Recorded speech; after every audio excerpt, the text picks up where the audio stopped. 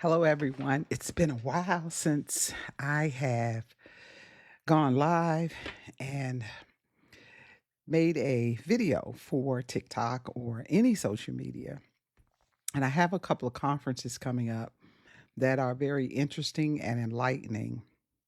And so I want to share something with you that I think is relevant to where we are in this time. I listen to a lot of leaders and individual people who are talking about and discussing their conscious awakening and all the experiences that they're having. And I think we are moving into a space where humanity is evolving, not just spiritually, but biologically, consciously, mentally. There is a evolution that is happening. And it's causing a uproar.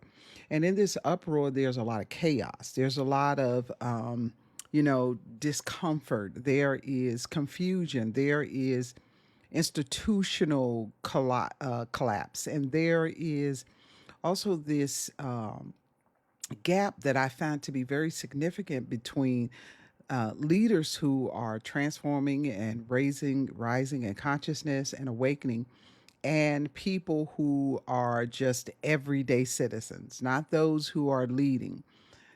People that I'm specifically thinking about are therapists, life coaches, pastors, um, medical teams, psychology, a lot of the academic, more of the institutional systems that were designed to help humanity evolve psychologically, to help us move into a space where we can have some grounding in our reality.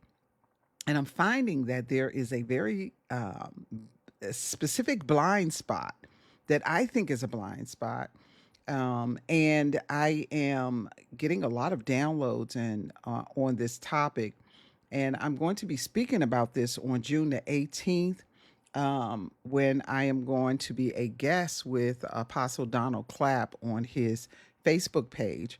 We're going to be talking about some of these things, but a part of what I want to share today is very profound in that it is a gap, I think, that is happening institutionally and through the personal experiences that institutional leaders are having with themselves.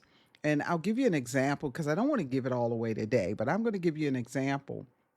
Take, for instance, in the mid to early 1990s, there was this great mass move in professional fields such as theology and psychology, where a lot of the practitioners were moving over into life coaching.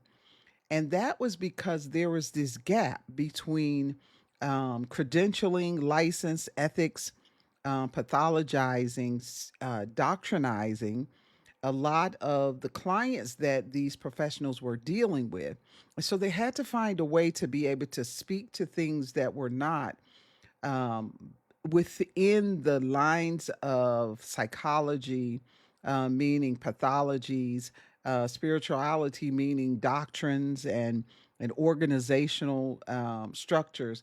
And so these leaders were also experiencing these transformations in themselves. And for some of them, it cost them. It cost them their license. It cost them their standing in their communities. It cost them in the spaces where they held some level of influence. And what I find is that it's very difficult to start bridging a gap when all of humanity is evolving. It is calling for new methodologies. It is calling for a way for us to bridge the gap between the lag that is happening in institutions and methodologies and the evolution that is happening among humanity.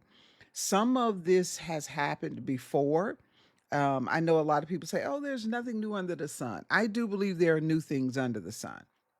I think that is a spiritual understanding, but I believe cosmologically and universally, dimensionally, there's a lot happening under the sun. And it also depends on which son you're talking about, right?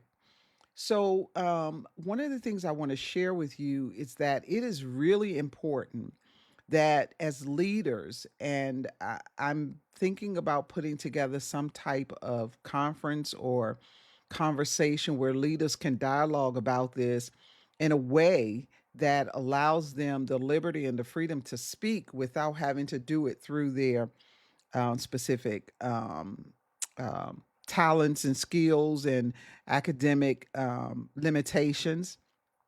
But we've had several of these types of evolutionary experiences with leadership. Take Dr. Martin Luther King, who was a sociologist and yet had to speak very profoundly on topics that were outside of the academic framework. We take Cornel West and Malcolm X, who found himself in dissolution with what we would consider to be his spiritual leader. And he wind up evolving past the organization and into a space where he had to develop a new language for what he was experiencing. Bishop Carlton Pearson, one of my favorites who I followed, had a conscious experience that caused him to evolve right out of the organization. And these types of things we don't speak about because leaders struggle also when they are evolving and having these conscious awakenings. They have struggles as well. And their struggles are no less important to the evolution of humanity than those of us who follow them. And so we are finding that there's a gap where leaders who are transforming and who are also experiencing conscious awakenings are struggling between the system, the institutions that they are a part of, the ethics, the language, the credentialing, and all of this. And so, one of the things that I wanted to share is that I think it's important that we start looking at a new paradigm of thinking around how we are going to start to manage this evolution that is happening to humanity. Nobody can control it. It is not controllable through religious institutions, through psychological institutions. I mean, the American Psychological Association is at a loss with transpersonal psychology because they only know how to diagnose and pathologize. And so we are getting into a space where it's so important that we understand, listen, there is something that must be done. And I am up for the challenge.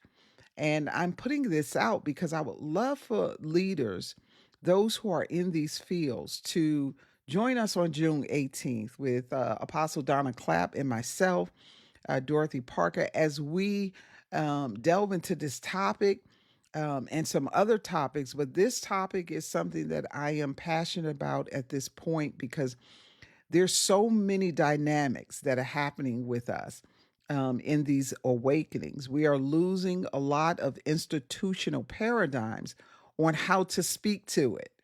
And I think this is where we're going to find most of our ability to start to change and to reframe a lot of the language around evolution, around awakening, around conscious awakening, around psychology, cognition, spirituality, because all of these fields are being deinstitutionalized with our new executive branch with Donald Trump. He has deinstitutionalized so many organizations and there is no gap filling these spaces. And so I want to just share with you that in this moment, I think this is a moment where we are being called to the carpet as leaders to be able to speak to this moment from a perspective that is evolutionary and that matches the energy of what is happening to those who are following us and those that we're following and all of our credentials and all of our academic systems. We are now the new voice.